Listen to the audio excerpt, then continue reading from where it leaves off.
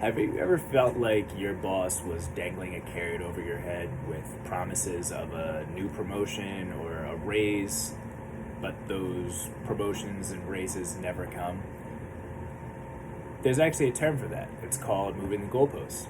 I'm Kyle Bryant. I've got a professional history spanning about 8 years, and by the time I'm done talking, I'll have raised your awareness around what moving the goalpost is and how it manifests itself in the workplace.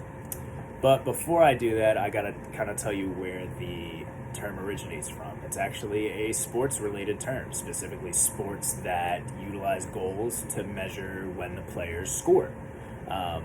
If you're playing a game that's supposed to have stationary goals, like goals that don't move, and there's two teams, and a player on one team that moves that goal creates a disadvantage for that other player, for that other team, and creates an advantage for himself.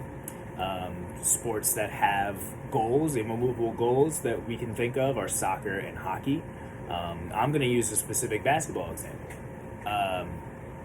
When you're shooting a basketball, it is much easier to shoot a basketball on a hoop that is not moving. It's not shaking. It's not in the wind. There's not a team member hanging on the rim. And the expectation for scoring in basketball is to shoot a ball into a stationary hoop. If a member of the opposing team is messing with the goal somehow, moving it, shaking it, hanging on the rim, it's considered a violation. It's a goaltend, and it's changing the criteria of what would be necessary to score that basket.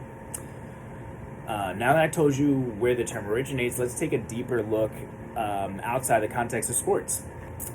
When we're talking about moving the goalposts, we're talking about changing what's required to achieve a desired outcome. In academic speak, it's considered a informal fallacy. The action necessary to reach a desired outcome, which is already agreed upon by two parties, so in other words, the premise in context of an argument. The action necessary to reach a desired outcome was already agreed upon by two parties. However, upon completing that action, someone has changed the requirements needed to succeed. So somebody has changed the actions necessary to get a specific outcome.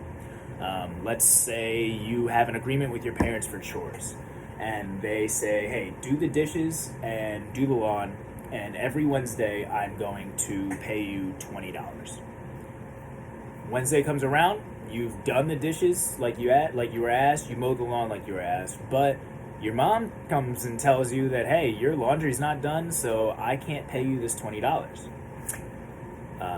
We had a pretty pre-agreed upon premise of, hey, I'm gonna do, these are the terms, I'm gonna deliver on this and this, dishes and lawn, and you're going to pay me $20. But now the criteria for me to succeed, for me to get the outcome that I want, that we both wanted, has now changed, and now we're introducing this new goal or this new criteria.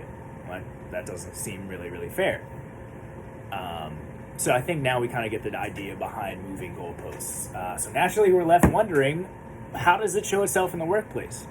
I actually read an article by Tony Crow, an author for themedium.com, and she basically writes that it's bullying. It manifests itself, moving the goalposts in the workplace is manifesting itself as bullying in the workplace. The author writes, bullying at work is an abuse of power or position. It is offensive discrimination through persistent, vindictive, cruel, and humiliating attempts to undermine, criticize, condemn, hurt, or humiliate either an individual or a group of employees. The article goes on to then define moving the goalposts, and defines it as setting objectives which subtly change and are not achievable. This can look like putting in extra work at the office, getting no recognition, being told you didn't meet a metric when you think you did, but it's still not good enough, or it's still not good enough for that required outcome. This outcome could range for anything as complex as like a promotion or a raise, or it could just be getting the buy-in of your coworkers, getting people to like you, getting people to do what you say. So by now we've talked about the sports roots of the metaphor, moving the goalpost. We've discussed the phenomenon outside the context of sports. And finally, we can't forget about the article from Tony Crow highlighting the phenomenon of moving of the goalposts in the workplace and how it's really just a form of bullying, intimidation, and harassment. I hope you have a much clearer idea of what moving the goalpost is in the workplace. And I'll catch you on the next time.